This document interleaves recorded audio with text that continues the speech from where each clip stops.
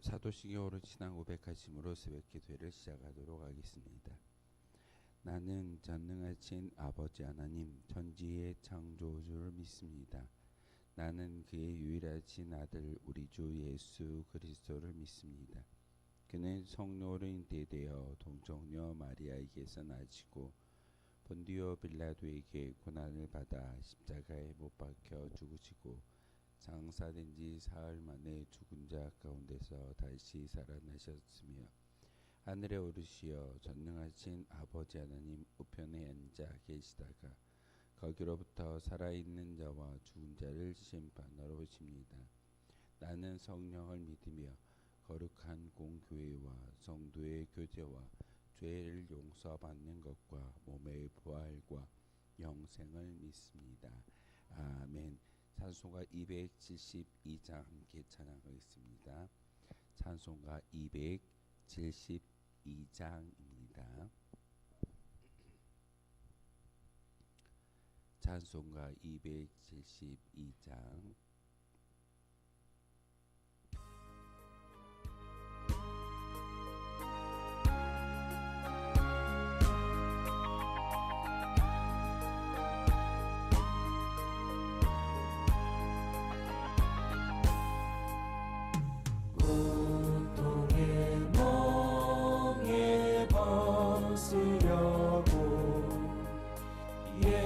예수께로 나갑니다. 자유와 기쁨 베푸시니 주께로 갑니다.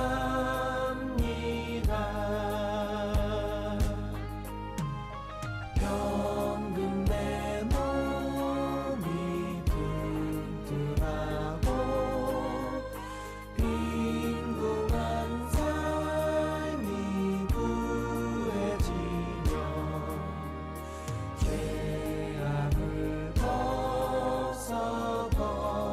벗어버리려고 주께로 갑니다. 낭패와 실망 당한 뒤에 예수께로 나갑니다. 십자가 은혜 받으려고 주께로 갑니다.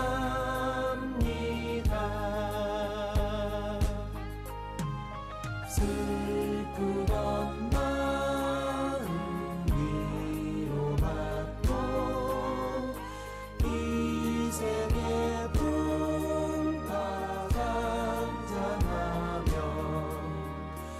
영광의 찬송 부르려고 주께로 갑니다. 교만한 마음을 내버리고 예수께로 나갑니다.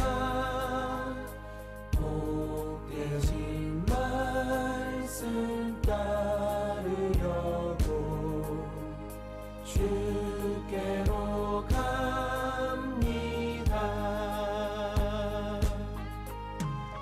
실망한 이 몸 힘을 얻고 예수의 크신 사랑 받아 하늘의 기쁨 맛보려고 주께로 갑니다. 죽음의 길을 벗어나서 예수께로 나갑니다. 영원한 집을 바라보고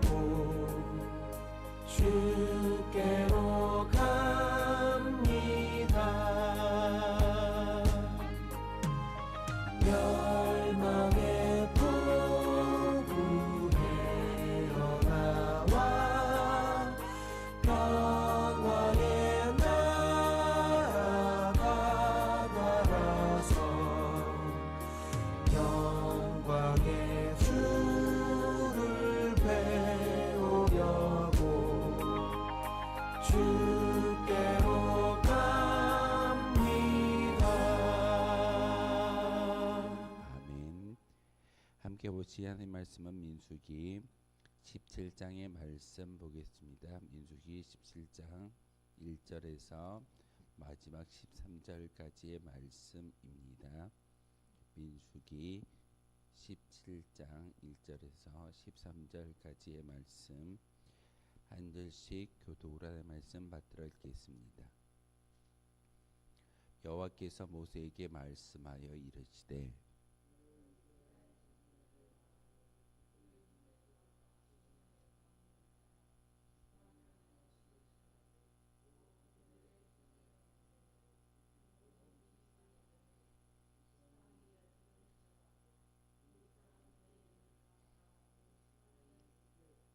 레위의 지팡이에는 아론의 이름을 쓰라. 이는 그들의 조상의 가문의 각 수령이 지팡이 하나씩 있어야 할 것임이니라.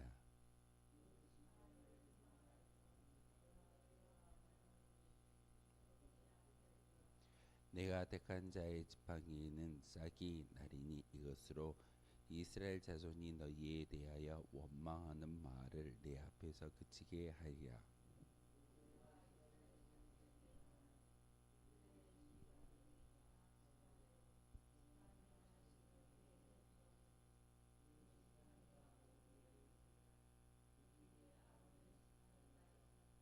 모세가 그 지팡이들을 증거의 장막 안 여호와 앞에 두었더라.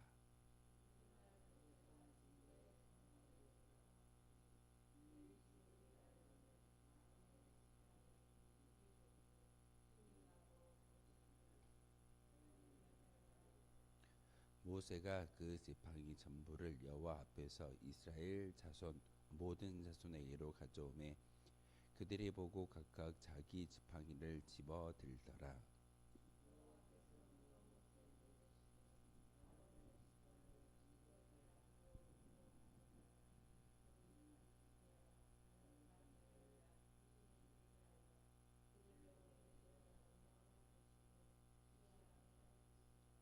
모세가 곧 그같이 하되 여호와께서 자기에게 명령하신 대로 하였더라.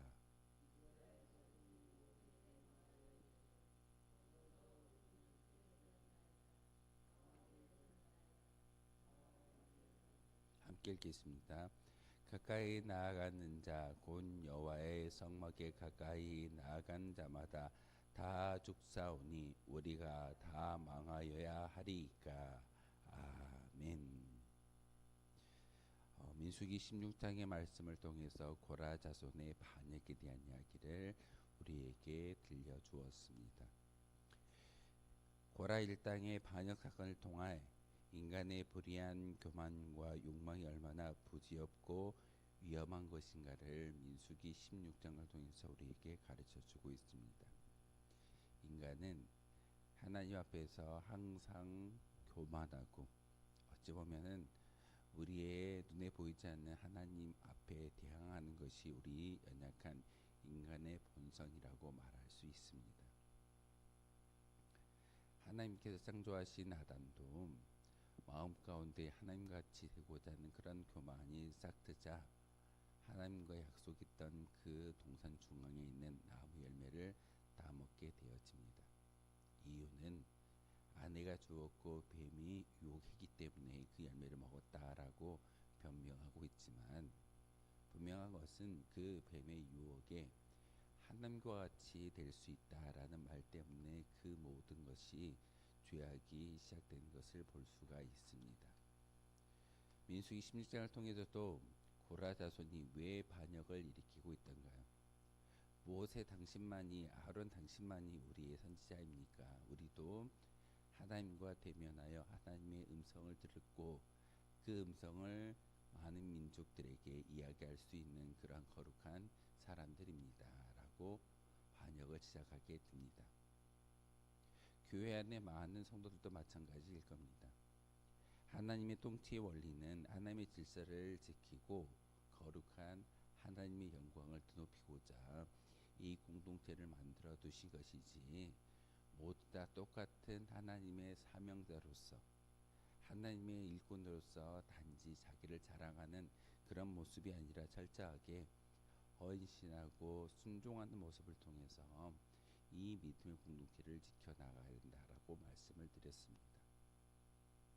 교회는 다시 한번 말씀을 드리면 민주주의가 아니라 하나님 통치주의입니다. 여러 사람이 그들이 생각하는 합리적인 말을 가지고 교회 안에서 아무리 말을 한다 할지라도 하나님의 질서와 하나님의 규례를 어긋난 그런 삶을 살아간다면 민수기 16절을 통해서 이야기하고 있는 것처럼 하나님의 진노와 심판은 분명히 우리에게 놓여져 있다는 사실을 다시 한번 기억할 수 있어야 합니다. 하나님이 이제 오늘 17장을 통해서 이스라엘 백성 중에 하나님이 부여하신 권위의 위임을 받는 자가 과연 누구인가를 분명하게 보여주는 사건을 오늘 본문을 통해서 우리에게 말하고 있습니다.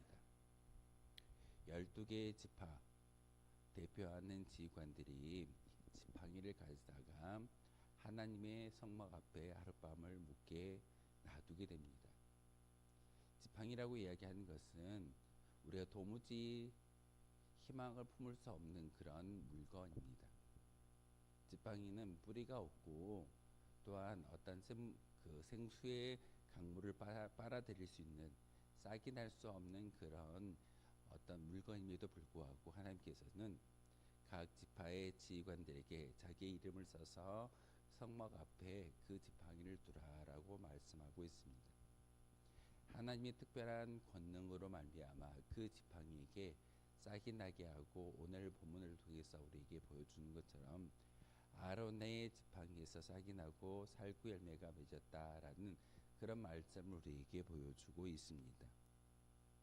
참된 권위가 누구인지 그리고 참된 권위가 누구를 통해서 흘러가고 있는지를 보여주는 귀한 말씀이기도 합니다. 아론이 능력이 있고 아론이 어떤 힘이 있기 때문에 그 지팡이에 싹이 났던 것이 아니라 하나님의 권위가 바로 모세와 아론을 통해서 주어졌기 때문에 그 권위가 인정된다라는 사실입니다. 우리의 마음속으로 이해되지 않고 우리가 대항할 수 있는 그런 사람으로 볼 수도 있겠지만 하나님은 분명히 모세와 아론에게 영적인 권위와 힘을 부여하심을 그 아론의 쌍난 지팡이를 통해서 우리에게 보여주고 있습니다. 이스라엘 모든 민족의 지도자들이 리더들이 하나님 앞에 나오게 만들었습니다.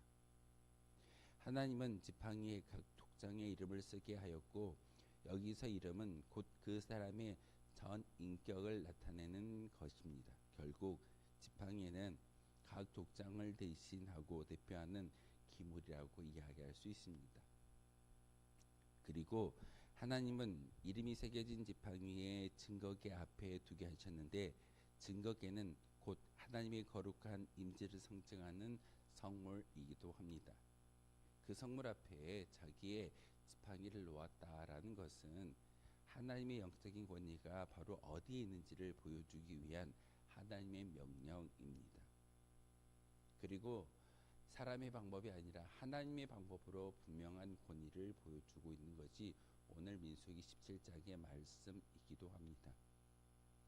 하나님은 이스라엘 백성 내에 지금 만연되어 있는 누가 권위자인가, 누가 영적인 권위를 가지고 이 민족을 이끌어갈 것인가, 힘이 있고 지혜가 있고 그리고 선동을 잘하는 사람들을 통해서 이 민족을 이끌어가는 것이 아니라 하나님의 영적인 권위를 이양받은 자가 이스라엘 백성들을 이끌어갈 수 있음을 바로 하나님의 방법을 통해서 보여주고 있다는 사실입니다. 누가 권위자이냐? 싸움에 대해 최종적인 결론을 내리고자 하나님께서 오늘 이스라엘 각 지파의 대표자들을 함께 모았고 그들이 가지고 있는 지팡이를 증거계 앞에 내놓게 만들었습니다. 그 방법은 하나님 앞에 진열된 마른 지팡이에서 싹이 나면 그 지팡이의 소유자 곧 하나님이 부여하신 권위자임을 밝히기로 이야기되어지고 모세는 아론과 11개의 지팡이를 증거계 앞에 두게 되었습니다. 아론의 지팡이에서만 바로 싹이 나고 열매를 맺게 되어짐을 오늘 성경을 통해서 우리에게 보여주고 있습니다. 증거계, 법계 안에 들어있는 그 세 가지의 물건 가운데 여러분이 잘 알고 있는 것처럼 만나가 있고 십계명이 있고 그리고 아론의 쌍난 지팡이가 있다는 사실입니다. 이 세 가지의 공통점은 하나님께서 직접 모든 것들을 베푸시고 증거하셨다라는 그런 어떤 성물의 한 가지입니다. 만나는 매일의 생명을 유지할 수 있는 하나님의 말씀입니다. 십계명은 하나님께서 친히 새기신 율법입니다. 그 율법을 따를 때에만이 하나님의 거룩한 백성으로 살아갈 수 있게 되어지는 것이고, 아론의 쌍난 지팡이는 하나님께서 직접 그 마른 지팡이 가운데 싹이 나고 열매를 맺는 그런 능력을 보여주는 귀한 어떤 지팡이입니다. 하나님만이 권위를 부여하신다라는 것을 오늘 그 아론의 쌍난 지팡이를 통해서 우리에게 보여주고 있습니다. 교회 공동체도 마찬가지입니다. 분명히 이해되지 않고 합리적으로 설명되지 않는 일들이 분명히 교회 안에서 일어날 때가 있을 겁니다. 하지만 우리는 이 성경을 통해서 말씀을 듣고 말씀 가운데 순종하는 믿음의 고백자로 살아가기 때문에 헌신이라는 그런 모습을 통해서 하나님께 나아갈 때만이 진정한 하나님의 도구가 되어질 수 있음을 우리에게 가르쳐 주고 있습니다. 하나님의 권위에 도전하는 것이 아니라 내게 주어진 사명과 내게 주어진 그 말씀을 부여잡고 하나님의 뜻대로 살고자 애쓰는 것이 진정한 신앙의 모습입니다.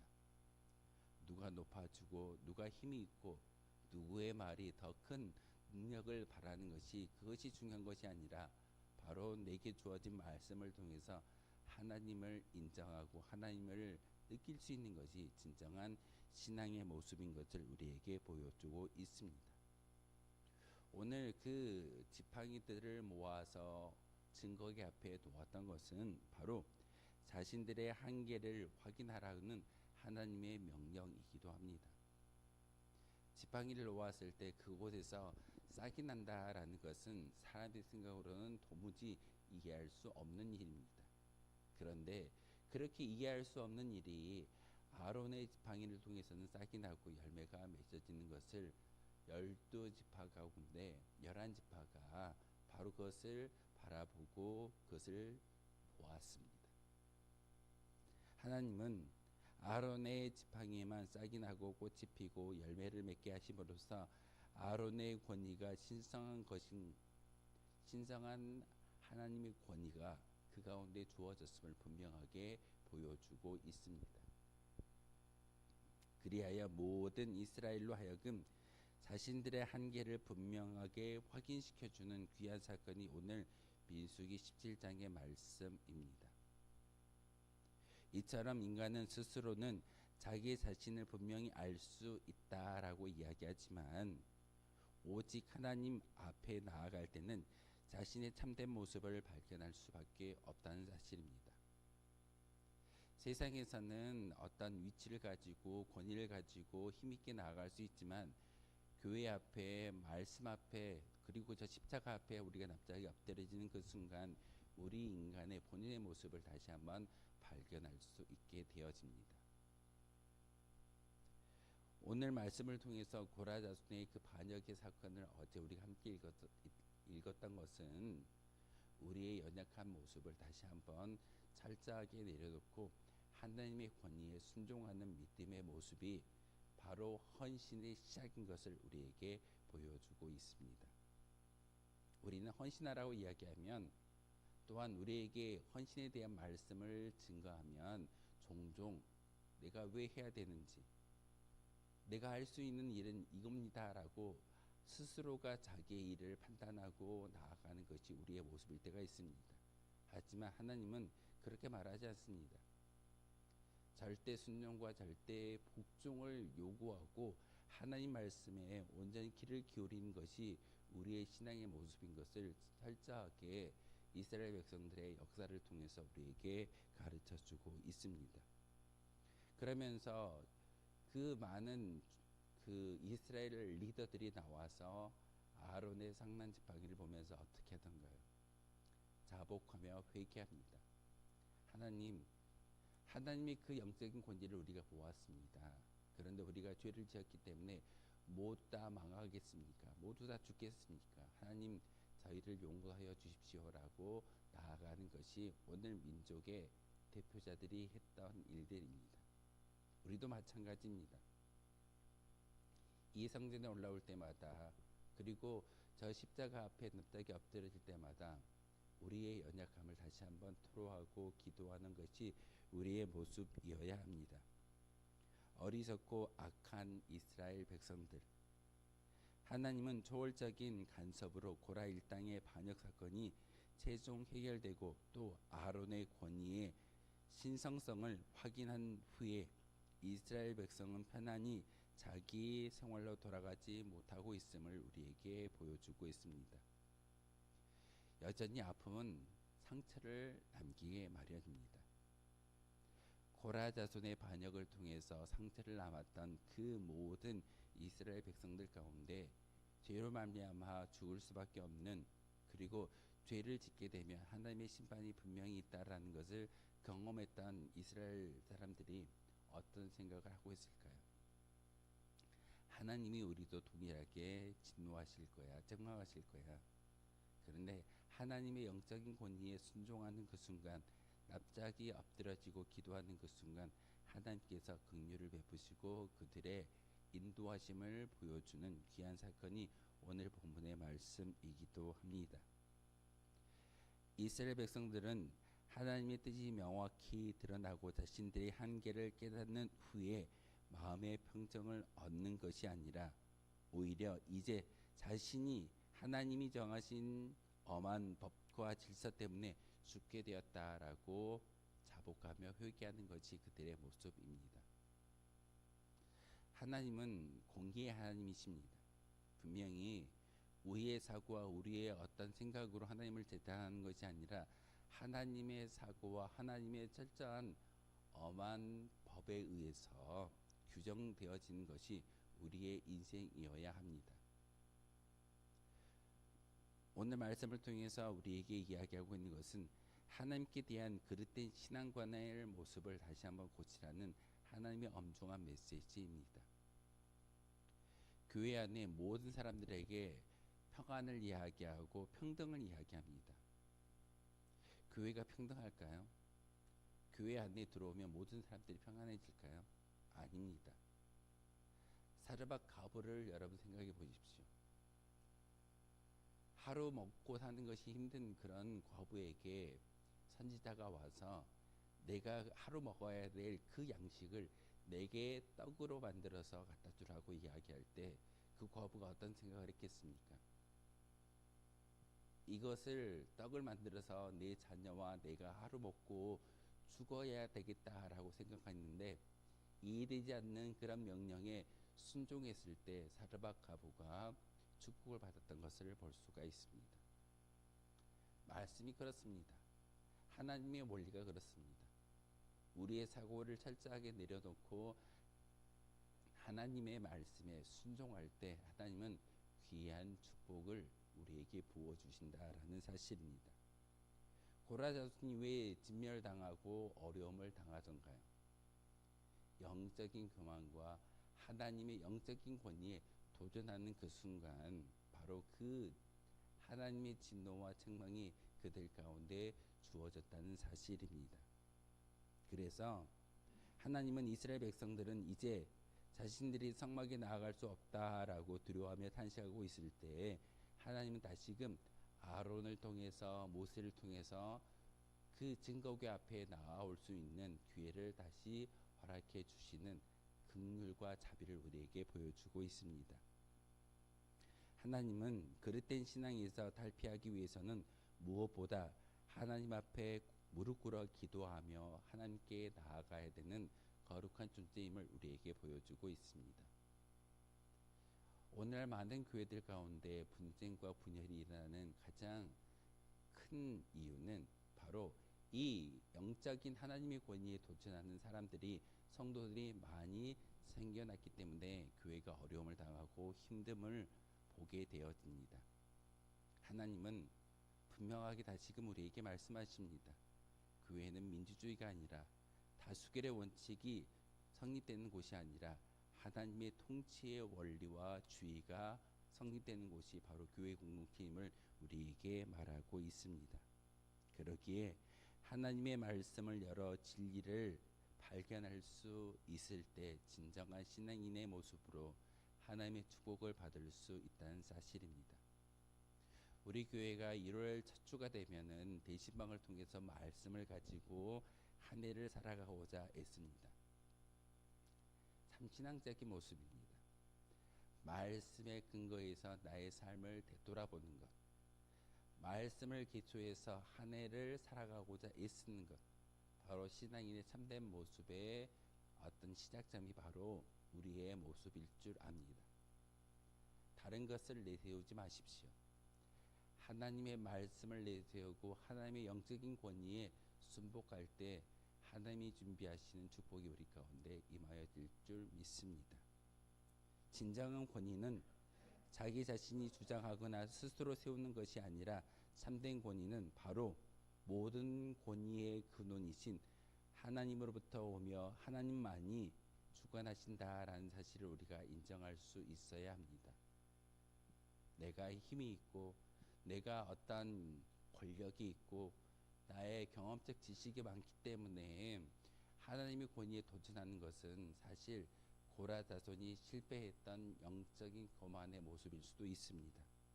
따라서 하나님의 뜻을 무시하고 스스로의 권위를 주장하는 것은 결국 권위를 부여하신 하나님께 대한 도전이고 하나님의 주권을 무시한 죄악이라고 이야기할 수 있습니다. 민수기 16장과 17장을 통해서 우리에게 말씀하시는 것은 바로 이 권위는 인간 스스로가 만드는 것이 아니라 하나님께서 주신다라는 그런 말씀을 우리에게 가르쳐주고 있습니다. 다시 한번 우리의 사고로 이해되지 않는다 할지라도 하나님의 말씀과 하나님의 영적인 권위에 순종할 때 우리에게 복이 임한다라는 사실을 다시 한번 기억하며 기도할 수 있는 저와 여러분 되어주시기를 주님의 이름으로 소망하겠습니다. 기도하겠습니다. 거룩하신 주님, 참으로 감사를 드립니다. 오늘도 귀한 말씀 가운데 하나님의 음성을 듣게 도와주시오니 참으로 감사를 드립니다. 하나님, 우리의 마음 가운데 영적인 교만이 있다면 다시 한번 그 모든 것들을 물리치며 기도하며 헌신할 수 있는 믿음의 성도 되게 도와주옵소서. 12지팡이를 하나님 앞에 두었지만 11지팡이에는 싹이 나지 않았고 하나님의 강권적인 역사를 통해서 아론의 지팡이에만 싹이 나고 열매를 맺는 것을 오늘 말씀을 통해서 알게 하셨습니다. 하나님의 방법으로 시비를 잠재우는 귀한 사건이 오늘 말씀의 주제인 것을 알게 하셨습니다. 하나님, 우리가 다시 한번 우리가 섬기는 믿음의 공동체 가운데 많은 문제와 많은 사람의 생각이 있다 할지라도 하나님의 방법으로 이 모든 것들을 잠재울 수 있는 시비를 꺾을 수 있는 귀한 하나님의 은혜가 우리 가운데 임하여지게 도와주옵소서. 우리의 한계를 다시 한번 발견하고 우리가 아무것도 할 수 없음에 하나님께서 주시는 그 말씀을 통해서 우리가 나아가겠다라고 다짐할 때 진정한 헌신과 진정한 믿음이 우리 가운데 임하여질 줄 믿습니다. 온전히 하나님만을 의지할 수 있는, 말씀에 의지하며 살아갈 수 있는 저희들 되게 도와주시고, 오늘 주님의 성전에 올라와 기도하는 주의 백성들 마음 가운데 이 믿음의 고백을 통해서 하루를 살아가고 한 달을 살아가며 1년을 살아갈 수 있는 거룩한 믿음의 성도로 인쳐주시고 복 내려 주옵소서. 예수 그리스도의 이름으로 기도하옵나이다. 아멘. 하늘에 계신 우리 아버지, 아버지의 이름을 거룩하게 하시며 아버지의 나라가 오게 하시며 아버지의 뜻이 하늘에서와 같이 땅에서도 이루어지게 하소서. 오늘 우리에게 일용할 양식을 주시고 우리가 우리에게 잘못한 사람을 용서하여 준 것 같이 우리 죄를 용서하여 주시고 우리를 시험에 빠지지 않게 하시고 악에서 구하소서. 나라와 권능과 영광이 영원히 아버지의 것입니다. 아멘. 오늘 말씀을 생각하며 기도하도록 하겠습니다.